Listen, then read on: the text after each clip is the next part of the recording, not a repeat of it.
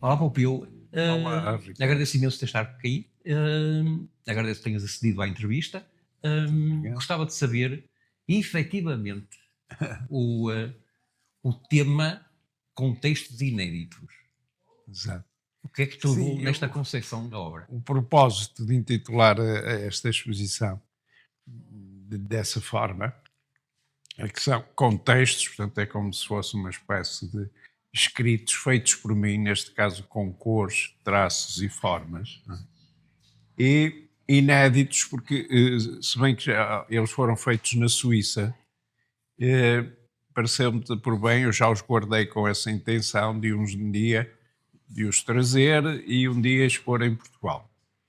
Surgiu esta oportunidade, é óbvio, que agradeço imenso também ao Sr. Joaquim Fonseca e assim, e por isso achei realmente oportuno intitular a exposição de contextos inéditos. Isto aqui, comparando com a tua obra, para chegar até aqui, esta liberdade de traço, esta fluidez e esta inocência criativa, o que é que te levou efetivamente a criar estas peças? Eu sempre tive e tenho, continuo a ter uma grande paixão pelo desenho e pela cor. E naturalmente depois procurei acrescentar a criatividade associada à originalidade e à contemporaneidade.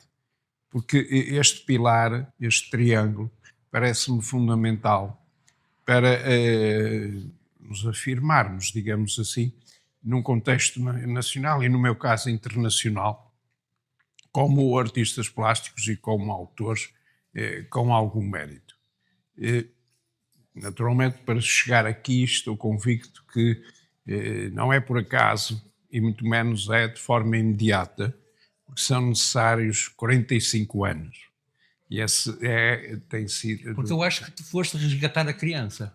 É o meu percurso, a criança que está, tem todos nós, de certo modo, não é?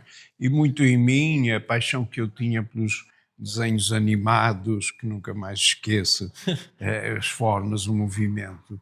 E este é o tipo, são pinturas a aguarela e tinta permanente, se bem que, como sabe, eu também tenho pintura acrílica e óleo, que fiz já e que continuo a fazer. Pareceu-me por bem, por isso, para que a expressão tenha uma certa homogeneidade, não é? E a leitura seja mais absorvente, expor só aguarelas, também porque é o tipo de trabalho que eu adoro fazer.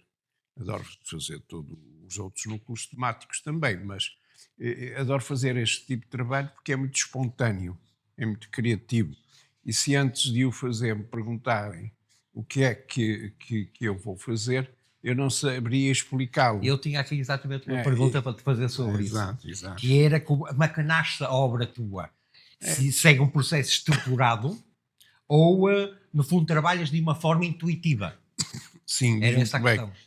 bem. É uma pergunta inteligente. Eu diria que é de forma absolutamente intuitiva. É quase como se eu estivesse num estado de metamorfose. Não, eu pego nas cores, nas canetas, no papel, nas cores e faço. Digamos que o que brota de mim, por vezes com uma fluidez e uma naturalidade tal que eu próprio fico perplexo. Acabas de ficar surpreendido contigo mesmo. Contente, absolutamente contente e agradecido ao mestre Pompeu. Desculpem É modéstia. isso. Desculpem modéstia. Outra coisa, assim, no teu percurso, quais foram as principais influências na tua formação? Se o facto de ter saído do país a Exato. outras culturas, o que eu te queria perguntar é uma coisa mais complexa, que é, temos uma outra estrutura de pensamento, uma outra abordagem, que nos inspira, Sim. mas como é que nós não queremos reproduzi-la, mas como é que, no teu caso, tu a absorves e transmites essa atmosfera que tal te modificou nas tuas pinturas, nas tuas expressões. Sim, diz muito bem.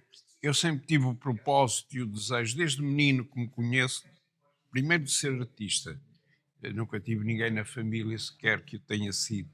Os meus pais interrogavam-se como é que ele quer ser artista. Cheguei a trabalhar numa agência bancária, imagino.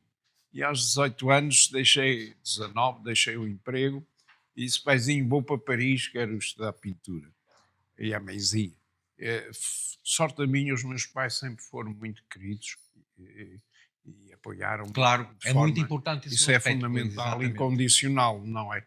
Naturalmente advertiam-me de que como empregado num banco iria ter uma boa Uma pensão, segurança, pronto, a reforma, é próprio pronto, dos ok. pais e adoram os filhos, não é? Mas sempre também tive o propósito de conhecer outras culturas, viajar, conhecer outras culturas, outros povos. Não é? Particularmente uma curiosidade, fizeste alguma série, entretanto, na tua vivência no Japão? Eu depois, portanto, Sempre fiquei curioso sobre aqui isso. no Porto ainda estudei, passei pela Academia Alvarez, que era o Jaime Isidoro, Adoro, exato. meu professor na altura e amigo. Depois fui para Barcelona, para o Instituto Parramont. De Barcelona fui para Paris. Em Paris fiz várias exposições, correram muito bem. Depois pensei, vou viver para Londres. Ainda cheguei a dar aulas, mas deixei, não gostava dos horários. Adorava os jovens, Mas não querias o a horário liberdade. para mim é sempre uma violência. Uma coisa redutora, pois. Exato. De modo que depois pensei, vou viver para Londres, pratico um pouco o inglês, e de Londres hei de viver para os Estados Unidos. E em 1990 fui viver para Nova Iorque, onde pintei e expus, fiz 2 exposições individuais. Já lá, então, surgiu a oportunidade com a qual eu também já sonhava, de viver para o Japão. Mas o que é que te Viver, apaixonou pintar, na ida ao Japão? é muita coisa, porque, como sabe, é outra cultura totalmente É isso. diferente da nossa cultura, não é? Da cultura ocidental. E eu sempre tinha o propósito, toda a gente diz, o Japão é lindíssimo, e é, realmente. E foi muito engraçada a forma até como fui convidado, o que me ajudou imenso, porque, como sabe, lá é tudo caríssimo. Eu lembro que em 94, por um estúdio pequeníssimo, 12 metros quadrados, eu pagava 1.700 contos de renda. Contos. Aqui o teu, na Avenida da Boa Vista, eu antes de ir para lá, andei a ver, custava 7.000 contos. E de modo que se a pessoa vai assim ao calhas, não Pois, não é pode. um desastre e vem de lá falido. E não aguenta os meses que eu aguentei. Eu tive a sorte de o meu primeiro livro, que está ali, um exemplar, está no Centro Pompidou, em Paris, na biblioteca. E há um casal japonês que vai com a filha a Paris, o sonho dos japoneses é ir a Paris, como sabe, e o pai vai ver os livros do Picasso. Junto aos livros do Picasso está um livro Pompeu. Não porque a qualidade seja a mesma, qualidade da obra, mas porque a ordem alfabética assim, é assim. ou seja, nada é por acaso. Nada é por acaso. A jovem, a filha, enquanto o pai estava a ver os livros do Picasso, viu um Pompeu e abriu o livro. E viu as minhas obras, sobretudo a fase hiperrealista, que foi o meu início, e que expus na Gulbenkian em Paris, já, portanto, em 68. E ficou fascinada, mostrou ao pai. O pai também gostou imenso e pergunta à senhora, abençoada criatura, que eu adorava saber quem foi, para a presentear com uma aguarela, se tem o meu contacto. Pois é que me contaram, não é? Ela disse-lhe, oui, il est portugais, il habite ici, a Portugal. Il est très sympathique. Ela falou comigo, não sei quem foi.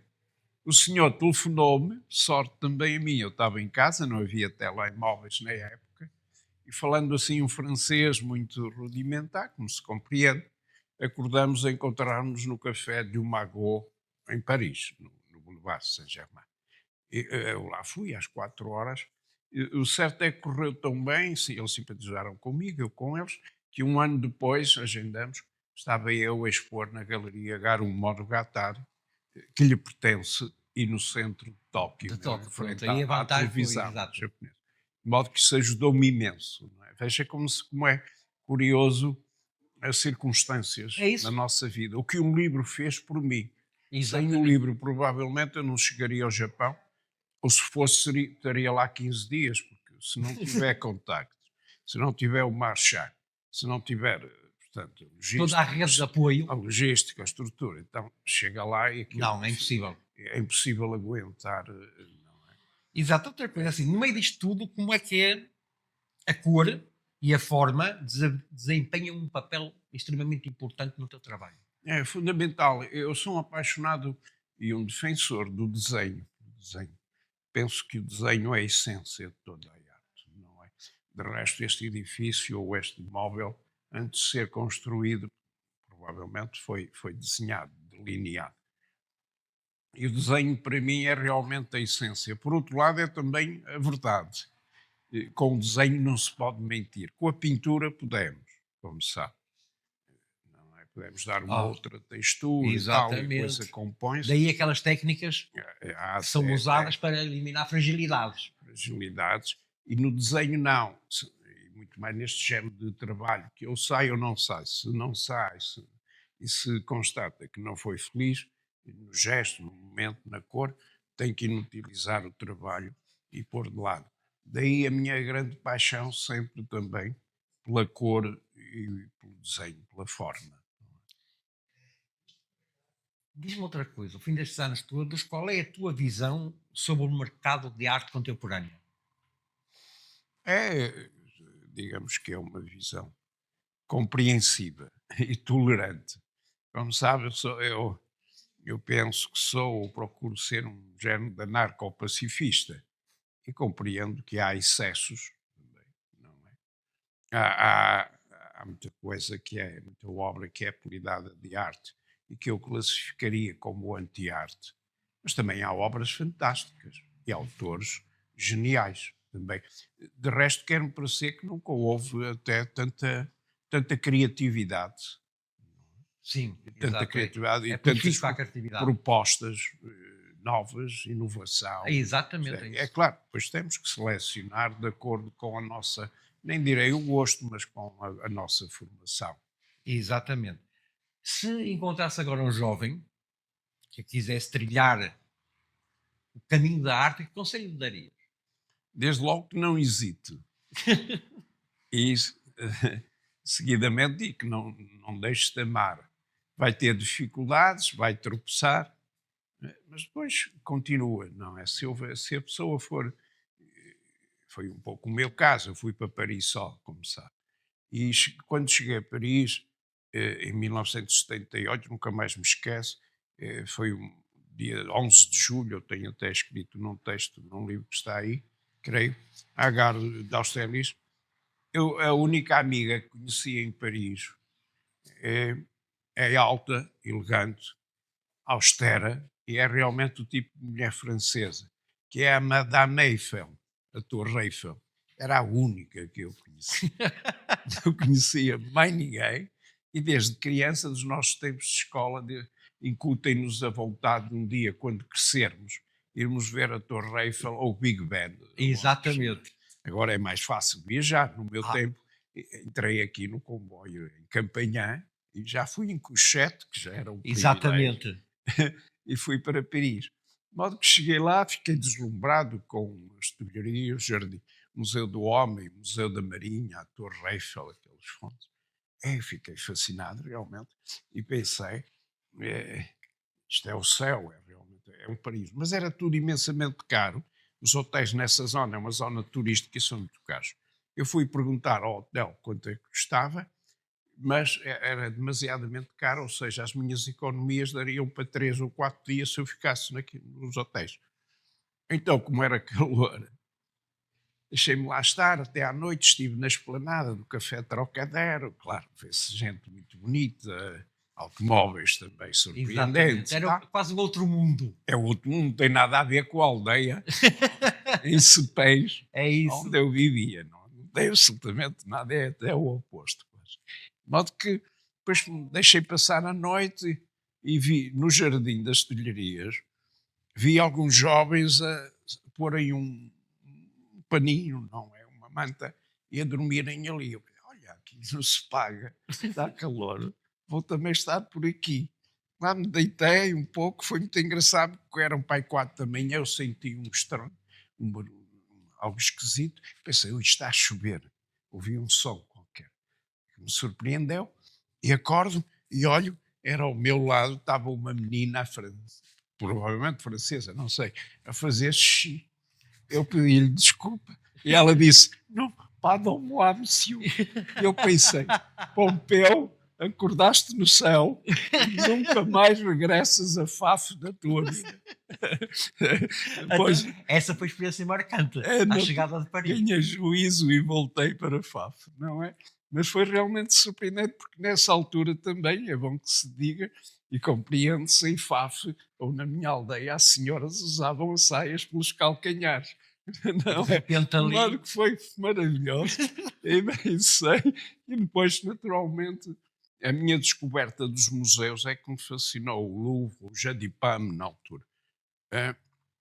Todos os museus de Paris e as galerias, para mim, eu sentia-me como um menino num armazém de chocolates. Ver todas aquelas expressões. Não se paga, que é ótimo. Qualquer jovem ou criança pode vir aqui ver esta expressão. Sai daqui melhor, penso eu. Exatamente. Muitas vezes, julgo até que uma grande parte da criatividade que eu expresso no meu trabalho tem muito a ver com as inúmeras centenas de visitas que eu fiz a galerias, exposições que vi. Porque quando vamos a uma galeria, vemos a expressão, pensamos que não nos enriqueceu, mas a realidade é que enriquece muito, porque há um conjunto de formas, de informações, de cores, que o nosso subconsciente não é registra Exatamente. e que sem que se aperceba, mais tarde, que será agora a minha fase, não é, vai descrevê-las, recriando-as, Exatamente. Por isso é que eu naturalmente. falei E exteriorizando. no resgate do início. Exatamente. Daí a expressão da leveza do traço e da vivacidade na paleta que usas. Exatamente, porque eu vi também muita exposição de grandes artistas, não é? E ficava fascinado, naturalmente, com muitas elas, fiquei imensamente fascinado.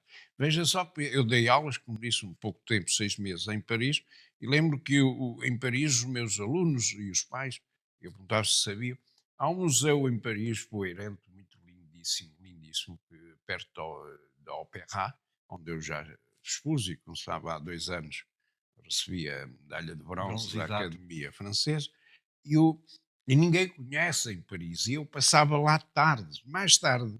Eu tenho todos os livros editados em francês do Dali, e vi que ele também adorava, se bem que seja um artista que eu admiro, mas uma pessoa que não me diz nada como pessoa, porque não era muito humano quanto a mim, mas vi o Museu Grévin, um museu coerente, ainda hoje, mas tem lá desenhos Pois é de isso. uma beleza que vale a pena ir de Faf. Eu hoje iria outra vez, se fosse necessário, de Faf a Paris, ainda que fosse à boleia, Exato. só para ver o Museu Grévin e os autores que têm lá. Ou seja, a ida quando vamos a uma exposição, a uma galeria ou a um museu é sempre gratificante porque trazemos sempre alguma coisa. Muito, diz muito bem. Às vezes também decepcionante, por exemplo, vou contar-lhe honestamente, fiquei decepcionado quanto ao MoMA em Nova Iorque. Ouvia dizer aqui o MoMA, o MoMA, o MoMA, não quanto à coleção de Sim, obras sim, que têm, não é? Mas a pessoa vai de Paris viver para a América e está habituado a um Louvre, a um Chadipam, agora o Centro Pompidou, não é? Exatamente. O Quai d'Orsay, e chega ao MoMA e vê que é um edifício normal luxo e com condições muito pouco dignas de um museu de arte moderna. Se eu fosse o presidente dos Estados Unidos, penso que teria mais bom senso do que o atual presidente, que senso é coisa que não tem, certamente, e mandaria construir um museu que dignificasse A arte a cidade, contemporânea. a arte contemporânea e a cidade de Nova Nova Iorque. Iorque e o país. Pronto, Pompeu, muito obrigado. Obrigado. Gostei imenso da entrevista. Muito obrigado, eu é que agradeço. Ao senhor Joaquim Fonseca, se não me convidasse, não tinha o prazer de estar aqui. E de conhecer o Ricardo, já viu? Conheço graças ao senhor Joaquim Fonseca.